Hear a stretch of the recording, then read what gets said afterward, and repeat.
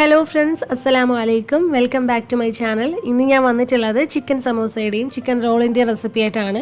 രണ്ടിനും same filling തന്നെയാണ് ഞാൻ യൂസ് ചെയ്തിരിക്കുന്നത്. സമോസ ഷീറ്റ് എങ്ങനെ സിമ്പിളായിട്ട് ഫോൾഡ് ചെയ്യാമെന്ന് ഞാനിതിൽ കാണിക്കുന്നുണ്ട്. വീഡിയോയിലേക്ക് പോകുന്നതിന് മുന്നേ നിങ്ങൾ ഈ ചാനൽ ആദ്യമായിട്ടാണ് കാണുന്നതെങ്കിൽ സബ്സ്ക്രൈബ് ചെയ്യാൻ മറക്കരുത്. അപ്പോൾ നമുക്കിത് എങ്ങനെയാണ് ഉണ്ടാക്കുന്നതെന്ന് നോക്കാം. ഇതിന് വേണ്ടിയിട്ട് ഞാനിവിടെ 250 ഗ്രാം ചിക്കൻ ഉപ്പും മഞ്ഞളും ചേർത്ത് വേവിച്ചെടുത്തിട്ടുണ്ട്. ആദ്യം നമുക്കിതിനെ ചെറിയ പീസായിട്ട് കട്ട് ചെയ്തെടുക്കുക അല്ലെങ്കിൽ ഒന്ന് അടർത്തിയെടുക്കുകയോ ചെയ്യാം.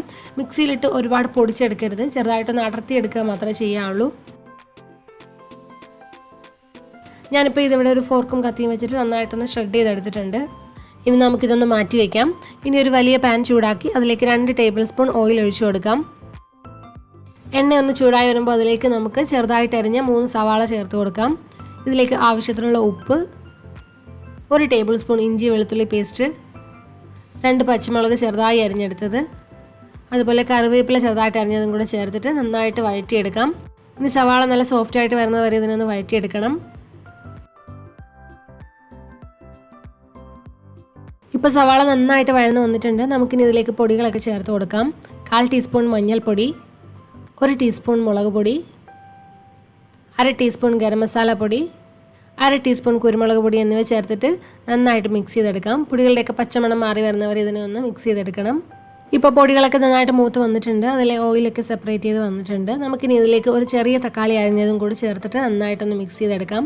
തക്കാളി വെന്ത് വരുന്നവരെ ഇതിനൊന്ന് വഴറ്റിയെടുക്കണം. തക്കാളിക്ക് പകരമായിട്ട് ടൊമാറ്റോ പേസ്റ്റും ചേർക്കാവുന്നതാണ്. നമുക്കിനി ഇതിലേക്ക് വേവിച്ച് വെച്ചിരിക്കുന്ന ചിക്കൻ ചേർത്ത് കൊടുക്കാം. ചിക്കനും കൂടെ ചേർത്തിട്ട് കുറച്ച് സമയം ഇതിനൊന്ന് കുക്ക് ചെയ്തെടുക്കണം.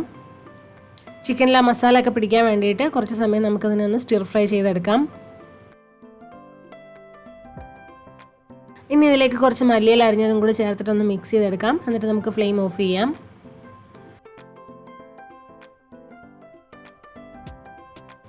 ഇപ്പോൾ നമ്മുടെ ഫില്ലിംഗ് ഇവിടെ റെഡി ആയിട്ടുണ്ട്. നമുക്ക് ഇതൊന്ന് ചൂടാറാനായിട്ട് മാറ്റി വയ്ക്കാം. ഇനി ഒരു ചെറിയ ബൗളിലേക്ക് 2 ടീസ്പൂൺ മൈദ ചേർത്ത് കൊടുക്കാം. അതിൻ്റെ കൂടെ തന്നെ കുറച്ച് വെള്ളം കൂടെ ചേർത്തിട്ട് ഒരു പേസ്റ്റ് പരുവാക്കി എടുക്കണം. സമോസ ഫോൾഡ് ചെയ്തെടുക്കുമ്പോൾ ഒട്ടിച്ചെടുക്കാൻ വേണ്ടിയിട്ടാണ്. ഇത് നമുക്ക് മാറ്റി വയ്ക്കാം. ഇനി നമുക്കിത് ഫോൾഡ് ചെയ്തെടുക്കാൻ വേണ്ടിയിട്ട് സമോസ ഷീറ്റ് വേണം. നമുക്ക് റെഡിമെയ്ഡായിട്ട് ഫ്രോസൺ സമോസ ഷീറ്റ് വാങ്ങാനായിട്ട് കിട്ടും. ഞാനിത് വീട്ടിലുണ്ടാക്കിയെടുത്തതാണ്. ഇതിൻ്റെ റെസിപ്പി ഞാൻ ഇതിന് മുമ്പ് ഷെയർ ചെയ്തിട്ടുണ്ടായിരുന്നു. അതിൻ്റെ ലിങ്ക് ഞാൻ ഡിസ്ക്രിപ്ഷനിൽ കൊടുക്കാം. ഇനി നമുക്ക് സിമ്പിളായിട്ട് എങ്ങനെയാണ് സമോസ ഷീറ്റ് ഫോൾഡ് ചെയ്തെടുക്കുന്നതെന്ന് നോക്കാം. അതിന് വേണ്ടിയിട്ട് ഒരു സമോസ ഷീറ്റ് എടുക്കണം. എന്നിട്ട് ഇതുപോലെ ഒന്ന് ഫോൾഡ് ചെയ്തെടുക്കുക. അപ്പോൾ ഒരു ട്രയാങ്കിൾ ഷേപ്പ് ഫോം ചെയ്യും. ആ ഒരു മാർക്കിൽ വെച്ചിട്ട് വീണ്ടും ഒന്ന് ഫോൾഡ് ചെയ്തെടുക്കണം. എന്നിട്ട് കയ്യിലെടുക്കുമ്പോൾ ഇതുപോലെ ഒരു പോക്കറ്റ് പോലത്തെ ഒരു പോർഷൻ കിട്ടും. ആ ഒരു പോർഷനിൽ വേണം ഫില്ലിങ് വെച്ച് കൊടുക്കാൻ. ഒരുപാട് ഫില്ലിങ് വെച്ച് കുത്തി നിറയ്ക്കരുത്. അങ്ങനെ ചെയ്യുമ്പോൾ നമുക്ക് മടക്കി എടുക്കാനായിട്ട് ബുദ്ധിമുട്ടാകും. ഇപ്പോൾ ഞാൻ ഫില്ലിങ് വെച്ച് കൊടുത്തിട്ടുണ്ട്. ഇനി ഇതിൻ്റെ എൻഡ് പോർഷനിലായിട്ട് കുറച്ച് മൈദ പേസ്റ്റ് വെച്ച് കൊടുക്കാം. എന്നിട്ട് ഫോൾഡ് ചെയ്തെടുക്കാം. എന്നിട്ട് ബാക്കി വരുന്ന ആ ഒരു പോർഷൻ ഉള്ളിലേക്ക് വെച്ച് കൊടുക്കുകയാണെങ്കിൽ അതൊട്ടും അഴിഞ്ഞു പോവില്ല. നല്ല പെർഫെക്റ്റ് ആയിട്ടുള്ള ട്രയാങ്കിൾ സമോസ കിട്ടും. സമോസ ഷീറ്റ് ഫോൾഡ് ചെയ്യാൻ ഒട്ടും അറിയാത്തവർക്ക് വേണ്ടിയിട്ടാണ് ഇങ്ങനെ പറഞ്ഞു തരുന്നത്. അറിയാവുന്നവർക്ക് കയ്യിൽ വെച്ചിട്ട് തന്നെ ഫോൾഡ് ചെയ്തെടുക്കാം. ഞാൻ സാധാരണ കയ്യിൽ വെച്ചിട്ടാണ് ഫോൾഡ് ചെയ്യാറുള്ളത്. അപ്പോൾ ഈ ഒരു രീതിയിൽ ഉണ്ടാക്കിയെടുക്കുകയാണെങ്കിൽ സിമ്പിളായിട്ട് തന്നെ നമുക്ക് ട്രയാങ്കിൾ ഷേപ്പ് കിട്ടും. ഈ ഒരു സമോസ ഷീറ്റിന് അധികം ലെങ്ത് ഇല്ല. ഞാനിത് വീട്ടിലുണ്ടാക്കിയെടുത്തതാണ്. നമ്മൾ വാങ്ങുന്ന സമോസ ഷീറ്റിന് കുറച്ചുകൂടെ നീളം ഉണ്ടാവും. അപ്പോൾ 2-3 ലെയറായിട്ട് നമുക്ക് ചുറ്റിയെടുക്കാനായിട്ട് പറ്റും. ഞാൻ ഈ സമോസ ഷീറ്റ് ഉണ്ടാക്കി വെച്ചിട്ട് ഏകദേശം ഒരാഴ്ചയായിട്ടുണ്ടായിരുന്നു. ഞാനിത് ഫ്രീസ് ചെയ്ത് വെച്ചിരിക്കുകയായിരുന്നു. അപ്പോൾ നമ്മൾ സമോസ ഉണ്ടാക്കിയെടുക്കുന്നതിന് 1-2 മണിക്കൂർ മുൻപ് ഇത് പുറത്തെടുത്ത് വെക്കണം. നല്ലതുപോലെ തണുപ്പ് പോയതിന് ശേഷം മാത്രമേ സമോസ ഉണ്ടാക്കിയെടുക്കാവുള്ളൂ. ഇനി നമുക്ക് ചിക്കൻ റോൾ എങ്ങനെയാണ് ഫോൾഡ് ചെയ്തെടുക്കുന്നതെന്ന് നോക്കാം. അതിന് വേണ്ടിയിട്ട് ഞാൻ ഹോം മെയ്ഡ് ആയിട്ടുള്ള സ്പ്രിംഗ് റോൾ ഷീറ്റാണ് യൂസ് ചെയ്തിരിക്കുന്നത്. അതിലേക്ക് ആദ്യം ഫില്ലിങ് വെച്ച് കൊടുക്കാം. എന്നിട്ട് ഇതുപോലെ ഒന്ന് മടക്കി എടുത്തിട്ട് 2 സൈഡും ഇതുപോലെ മടക്കി എടുക്കണം. എന്നിട്ട് അതിൻ്റെ എൻഡിൽ കുറച്ച് മൈദ പേസ്റ്റ് അപ്ലൈ ചെയ്യുക. എന്നിട്ട് റോൾ ചെയ്തെടുക്കുക. അത്രയേ ഉള്ളൂ. ഇതൊരു രീതിയാണ്. ഇനി വേറൊരു രീതിയിൽ നമുക്ക് ഫോൾഡ് ചെയ്തെടുക്കാം. സ്പ്രിംഗ് റോൾസ് ഒക്കെ സാധാരണ ഫോൾഡ് ചെയ്തെടുക്കുന്നത് ഈ ഒരു രീതിയിലാണ്. ഈ ഒരു മെത്തേഡിൽ ഡയഗണലായിട്ടാണ് റോൾ ചെയ്തെടുക്കുന്നത്. അതിൻ്റെ ഒരു കോർണർ പോർഷനിൽ കുറച്ച് ഫില്ലിങ് വെച്ച് കൊടുക്കുക. എന്നിട്ട് ഇതുപോലെ ഒന്ന് റോൾ ചെയ്തെടുക്കണം. എന്നിട്ട് അതിൻ്റെ 2 സൈഡും ഇതുപോലെ ഫോൾഡ് ചെയ്തെടുത്തിട്ട് വീണ്ടും റോൾ ചെയ്തെടുക്കാം.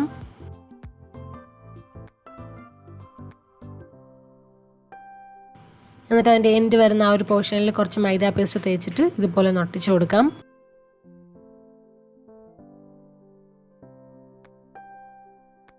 അപ്പോൾ ഈ ഒരു രീതിയിൽ തന്നെ ബാക്കിയുള്ള സമോസയും ചിക്കൻ റോളും ഫോൾഡ് ചെയ്തെടുക്കണം. ഞാനിപ്പോൾ ഇവിടെ എല്ലാം ചെയ്ത് വെച്ചിട്ടുണ്ട്.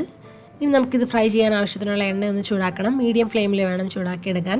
എണ്ണ നന്നായിട്ട് ചൂടായി വരുമ്പോൾ നമുക്ക് ഫ്രൈ ചെയ്തെടുക്കാം. നല്ലൊരു ഗോൾഡൻ കളറും പുറമേ നല്ല ക്രിസ്പി ആയിട്ട് വരുന്ന വരെ ഇതിനെ ഫ്രൈ ചെയ്തെടുക്കണം. ഇപ്പോൾ നമ്മുടെ സമോസ നന്നായിട്ട് ഫ്രൈ ആയി വന്നിട്ടുണ്ട്. നമുക്കിനി ഇതിനെ എണ്ണയിൽ നിന്ന് മാറ്റാം. എക്സസ് ആയിട്ടുള്ള ഓയിൽ പോകാൻ വേണ്ടിയിട്ട് ഒരു കിച്ചൺ ടിഷ്യൂവിലേക്ക് ഇട്ട് കൊടുക്കാം. ഈ ഒരു രീതിയിൽ തന്നെ ബാക്കിയുള്ള സമോസയും ചിക്കൻ റോളും നമുക്ക് ഫ്രൈ ചെയ്തെടുക്കാം.